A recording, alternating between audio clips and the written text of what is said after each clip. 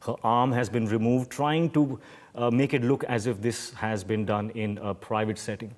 There were 50 people, and a lot of more pictures were taken, a lot of more pictures of certain poses of old Hindi film posters. Call it what you may, but it seemed like fun at that time. This is all very messed up, By 2014, it's sounding totally messed up.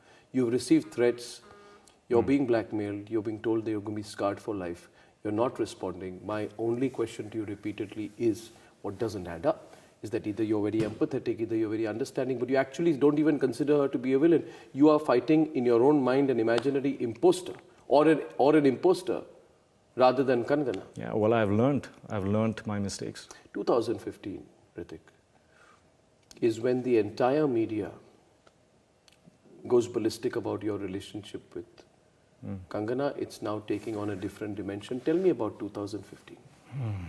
What do you want to know? I want to know what happened in the media. There were stories about both of you. I want to know whether it is true, and this is what I have heard, that you actually encountered another actress at about a film release, and you asked her why you were not invited for that film release, and you were told that the person you're having a relationship with told you. I'm not taking any names. Don't take any names, but tell us about 2015, because that happened in 2015. A lot of things happened. The harassment, which was limited to my inbox, was now slowly, and I thought it was over when the 11th of December, when I received that last mail, whatever it was, the DNA story came out, and I thought, okay, now it's over, because I didn't receive any more mails after that. Yeah. So I said, I actually felt like I did the right thing. I walked my truth. I did not get rattled as much as to react to it in a flutter. I did the right thing. I filed a complaint against the imposter, and now this and I got proven right that yes, ignorance is sometimes the best way to deal with intrusions like this, because I discouraged this entire action. Jan, Feb, March of 2015. Slowly, I started meeting people who were making these jokes, and including the lady, as if, how is she? No, who is lady? Kangana. Yeah. Insinuating that, what's happening, but in a joking way. Really? Now, it was a joke to them, but for me, I know the seriousness of this. And I had nothing to say. I know that this is something that is serious, and I have a year of this experience, and people were joking, and I didn't know how to react, but I just let it go. I just kept on creating, concentrating on my work. A few times I met some very big names, some actors, who when I asked them that I so wanted to watch the trial of your film, but you didn't call me, and you should have called me. And the person said, I wanted to call you, but I could not because your girlfriend stopped me. I was like, girlfriend? I don't have a girlfriend. And the person said the lady's name. What lady? Say the lady. Why don't you name Kangana? You have a problem. Even now you're not naming Kangana. It doesn't matter. Okay, so they said they stopped. You know who I'm talking about. Then? So they said that I was stopped by your girlfriend. Her name came up, and I was in absolute shock, with a desperate desire to make this other person believe that nothing of this sort is true. I can't understand it. And what hit me and what impacted me was that I was failing because this person was almost convinced. And that scared me. It scared me that people who were being spoken with by this person were getting convinced, and it was spreading. It was spreading everywhere. Slowly there were articles in the newspapers, Hrithik Kangana going strong, Kangana to join Hrithik in the Maldives, etc., etc., etc. I was shooting Mohenjo-daro in Bhuj, and the producer's wife told me that I believe that you have given her a ring because you have to be here for 4 months, so you have given her a ring. And I was just, I was rattled because there was incessant need to prove myself to these people that, hello, nothing is happening. And then in doing that, I sensed how weak that was. You're constantly using words like rattled, scared, afraid, vulnerable. Yeah. I felt all those things. But they were good things, because they also taught me how to be strong. They also taught me how to walk my truth. Were you afraid of coming out because you're a man? Sorry? Were you afraid of coming out with the truth because you're a man? Today I'm not afraid because somebody said on my show the other day, and I just complete this. A lawyer came on my program and said that, a man legally cannot be stalked.